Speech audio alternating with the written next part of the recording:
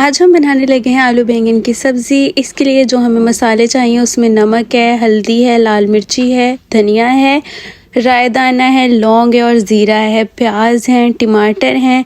प्याज यहाँ पर हमने 2 लिए हैं, एक बड़ा टमाटर लिया है, लहसुन अदरक का पेस्ट हमने यहाँ पे बना लिया है और आलू गोभी जो है वो भी हमने कट करके यहाँ पे रख दी है। हम यहाँ पे बड़ा कट ही आलू गोभी का करेंगे।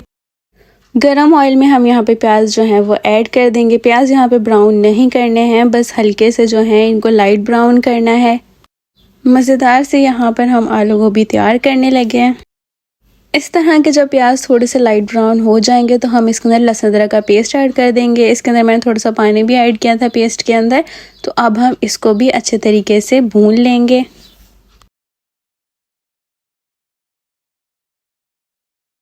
लहसुन अदरक और प्याज जो है वो हमारे अच्छे से गोल्डन कलर के हो गए हैं, मज़ेदार से ये भून चुके हैं। अब हम इसके अंदर जो मसाला हमने पहले से रखा हुआ था वो ऐड कर देंगे। अब अच्छे तरीके से इस मसाले को हम भून लेंगे। बहुत ही लजीज मज़ेदार सी जो है हम गोभी यहाँ पर तैयार करने लगे हैं। स्टीम में हम इसको बनाएंगे तो मसाला जो है वो हमें अच्छे तरीके से भूनना है।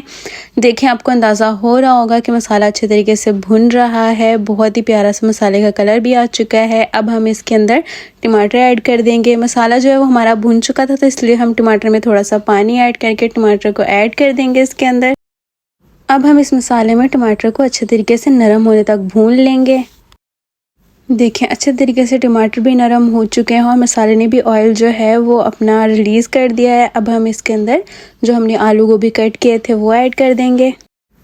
सारी गोभी हमने जो है वो इसके अंदर ऐड कर देनी है और अब हम इसको अच्छे तरीके से मसाले के अंदर मिक्स कर लेंगे।